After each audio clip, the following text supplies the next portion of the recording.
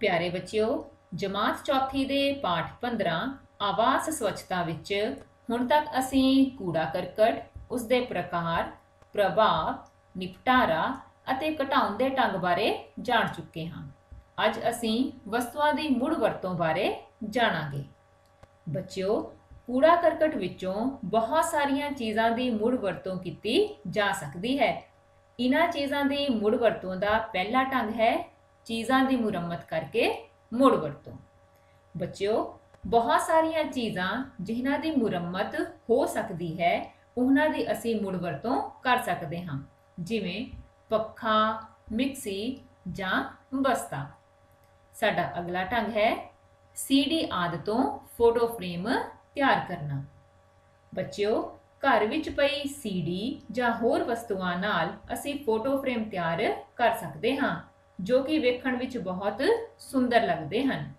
ਸਾਡਾ ਅਗਲਾ ਢੰਗ ਹੈ ਫਲਾਂ ਸਬਜ਼ੀਆਂ ਦੇ ਛਿਲਕਿਆਂ ਤੋਂ ਖਾਦ ਤਿਆਰ ਕਰਨਾ। ਤੁਸੀਂ ਫਲ ਅਤੇ ਸਬਜ਼ੀਆਂ ਤਾਂ ਖਾਂਦੇ ਹੋਵੋਗੇ। ਤੁਹਾਨੂੰ ਪਤਾ ਹੈ ਫਲਾਂ ਅਤੇ ਸਬਜ਼ੀਆਂ ਦੇ ਛਿਲਕਿਆਂ ਨੂੰ ਮਿਕਸੀ ਵਿੱਚ ਪੀਸ ਕੇ ਖਾਦ ਦੇ ਰੂਪ ਵਿੱਚ ਪੌਦਿਆਂ ਨੂੰ ਪਾਇਆ ਜਾ ਸਕਦਾ ਹੈ, ਜੋ ਕਿ ਪੌਦਿਆਂ ਲਈ ਬਹੁਤ ਹੀ ਵਧੀਆ ਹੁੰਦਾ ਹੈ। ਸਾਡਾ ਅਗਲਾ ਢੰਗ ਹੈ ਖਾਲੀ ਬੋਤਲਾਂ ਦੀ ਵਰਤੋਂ। ਜਿਵੇਂ ਖਾਲੀ ਬੋਤਲਾਂ ਵਿੱਚ ਪੌਦੇ ਉਗਾਏ ਜਾ ਸਕਦੇ ਹਨ। ਇਹਨਾਂ ਤੋਂ ਸੁੰਦਰ ਫੁੱਲਦਾਨ ਵੀ ਬਣਾ ਸਕਦੇ ਹਾਂ।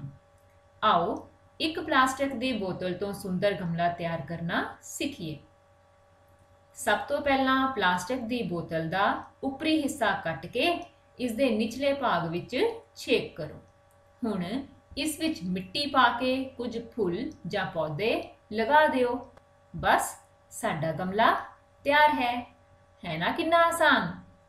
ਬੱਚਿਓ, ਵਸਤੂਆਂ ਦੀ ਮੁੜ ਵਰਤੋਂ ਦਾ ਅਗਲਾ ਢੰਗ ਹੈ ਖਾਲੀ ਡੱਬਿਆਂ ਦੀ ਵਰਤੋਂ। ਖਾਲੀ ਡੱਬਿਆਂ ਨੂੰ ਸਾਫ਼ ਕਰਕੇ ਕਈ ਢੰਗਾਂ ਨਾਲ ਦੁਬਾਰਾ ਵਰਤਿਆ ਜਾ ਸਕਦਾ ਹੈ। ਆਓ ਇੱਕ ਖਾਲੀ ਡੱਬੇ ਤੋਂ ਪੈਨਸਲ ਹੋਲਡਰ ਤਿਆਰ ਕਰੀਏ। ਸਭ ਤੋਂ ਪਹਿਲਾਂ ਡੱਬੇ ਦੇ ਉੱਪਰਲੇ ਢੱਕਣ ਨੂੰ ਉਤਾਰ ਕੇ ਚੰਗੀ ਤਰ੍ਹਾਂ ਡੱਬੇ ਨੂੰ ਧੋ ਲਓ। ਫਿਰ ਕਿਨਾਰਿਆਂ ਨੂੰ ਹਥੌੜੀ ਨਾਲ ਦਬਾ ਦਿਓ। ਹੁਣ ਡੱਬੇ ਨੂੰ ਗਿਫਟ ਪੇਪਰ ਨਾਲ ਢੱਕ ਦਿਓ। ਫਿਰ ਰਿਬਨ ਜਾਂ ਲੈਸ ਨਾਲ ਸਜਾ ਦਿਓ। ਲਓ, ਸੋਡਾ ਵਾਟਰ ਦੇ ਖਾਲੀ ਡੱਬੇ ਤੋਂ ਪੈਨਸਲ ਹੋਲਡਰ ਤਿਆਰ ਹੈ। ਉਮੀਦ ਹੈ ਤੁਸੀਂ ਵੀ ਆਪਣੇ ਘਰ ਇੱਕ ਪੈਨਸਲ ਹੋਲਡਰ ਜ਼ਰੂਰ ਤਿਆਰ ਕਰੋਗੇ। ਅੱਛਾ ਬੱਚਿਓ, ਕੀ ਤੁਸੀਂ ਕਦੀ ਚੰਡੀਗੜ੍ਹ ਗਏ ਹੋ? ਉੱਥੇ ਵਿਅਰਥ ਅਤੇ ਵਾਧੂ ਪਦਾਰਥਾਂ ਤੋਂ ਬਹੁਤ ਹੀ ਸੋਹਣੇ ਅਤੇ ਵਧੀਆ ਢੰਗ ਦੀਆਂ ਚੀਜ਼ਾਂ ਬਣਾਈਆਂ ਗਈਆਂ ਹਨ।